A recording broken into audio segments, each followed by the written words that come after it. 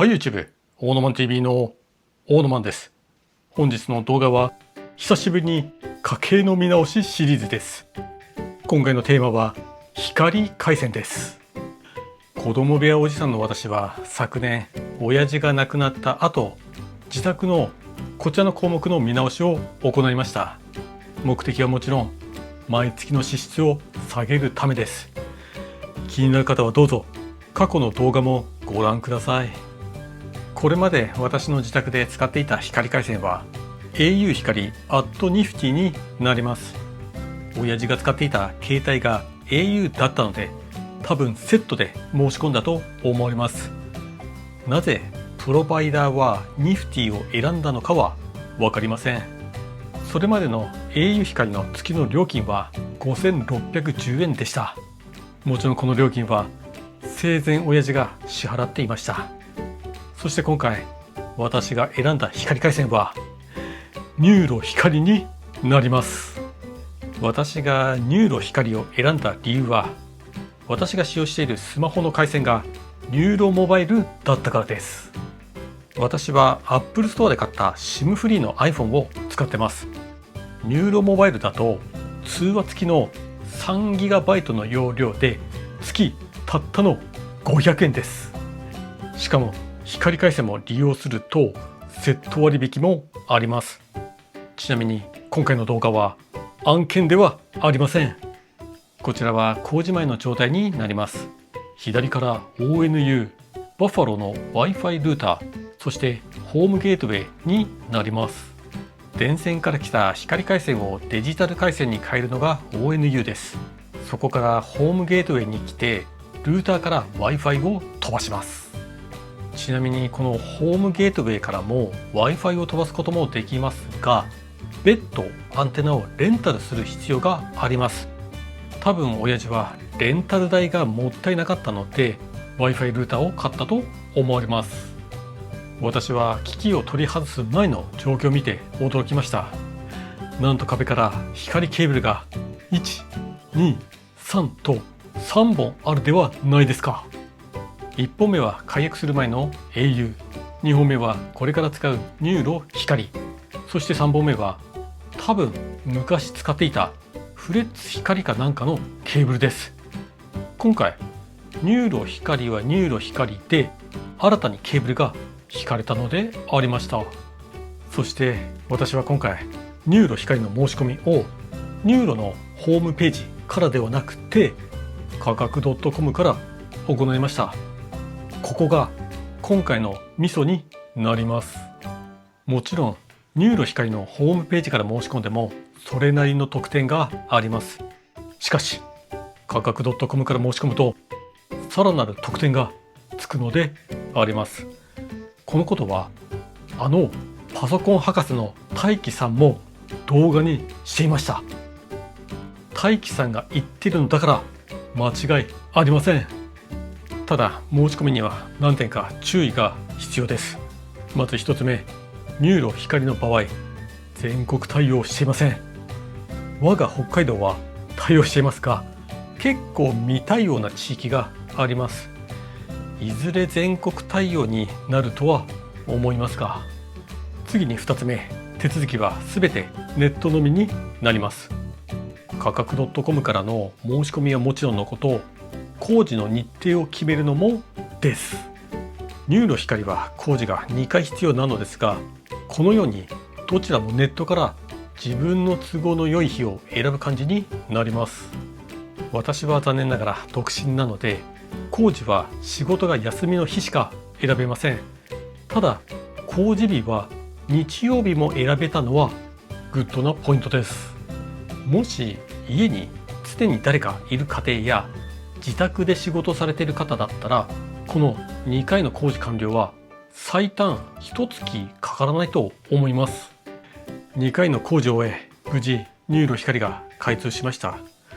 私の場合開通まで1月半かかりました。そして今回ニューロから貸し出された端末はシンクレイヤーという会社の SGP200W になります。性能は上り 1GBps、下りはなんと 2GBps です。ちなみに au 光は下りは 1GBps でした。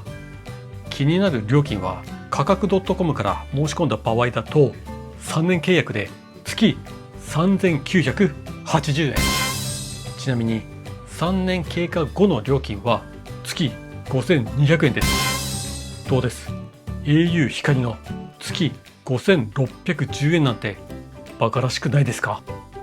私が価格 .com を選んだ理由は他にもあって、こういう通信系を申し込んだ場合、事務手数料って取られるじゃないですか。3000数百円とか。なんとその事務手数料が0円。また au 光の解約手数料、これも弊社が負担します。さらに au 光の光コンセントの撤去費用、こちらも弊社が負担します。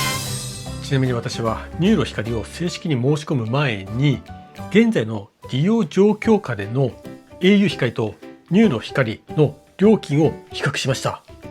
その結果なんと10年間で約12万円の節約となるのであります。どうです？すごくないですか？我が家で利用していた au 光はニフティというプロバイダーを経由していたため、親父が亡くなった後の名義変更やクレジットカードの変更や最後の解約までまあ手間がかかりました。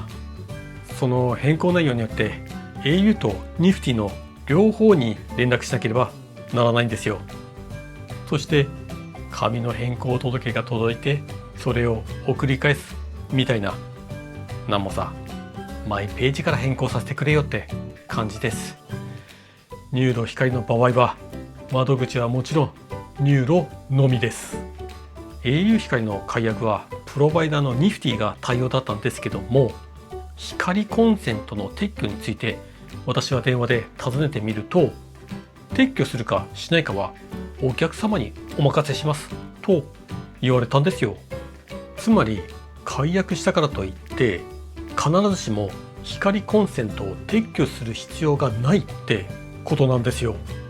もし私が将来この家を取り壊さずに出て行って次のこの家の購入者がそのまま入居したとします。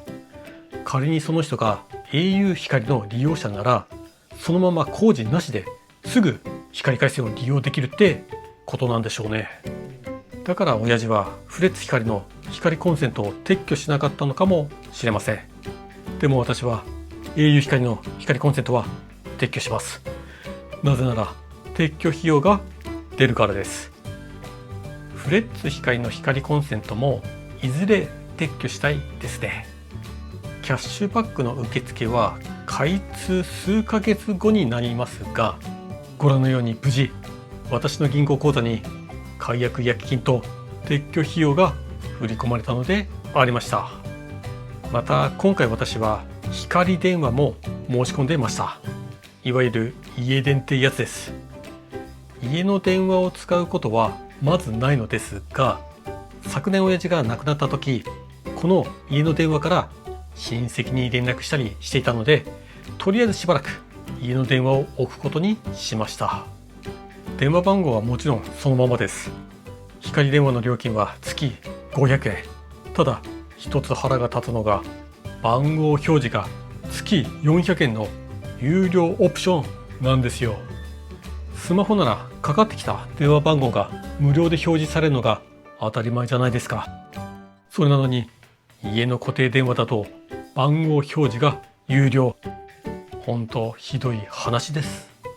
ほぼ使わない家の固定電話に月900円かかっているので、60歳をめどに辞めるつもりではいます。私は60歳になったら就活の準備段階としてこの家の中のものをどんどん処分するつもりではいます。話を光回線に戻しますが、下り 2GBps の環境下で私のネット利用状況はというと、ネット検索とかマリモンやキヨタンの YouTube を見たりとか、あとは自分自身の動画をアップロードするとかですね。私はオンラインゲームはしません。オンラインでの何かの仕事ができたらと考えたこともありましたが、実現はしていません。ちなみに実際の通信速度はどのくらいかというと、こんな感じになってます。だいたい下り上りともに400から500メガ bps ですね。1ギガ以上は出ません。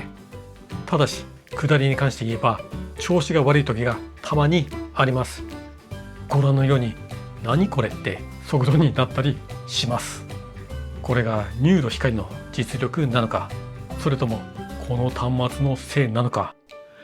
再起動やほっといたりしてたら速度が戻ります。また視聴者の中には月4000円出すんだったら楽天モバイルだっていいんじゃないの？テザリングしてさと思う方もいるかもしれません。でも私に言わせたら楽天はありえません。なぜならここ北海道は日本ハムファイターズだからです。なぜ敵チームのサービスを利用しなければならないんでしょうか。多分私の肌感覚だと北海道民で楽天市場や楽天モバイルなどの楽天と名の付くサービスを利用している人は一人もいないと思います。だから私は楽天は使いません。これがもし日本ハム光や日本ハムモバイルができた場合、私は確実にそちらへ乗り換えます。ということで本日の動画は以上です。もしこんな家計の見直しを行っている中年男性に興味のある方はぜひチャンネルの登録をお願いします。それでは皆さん、バイバイ。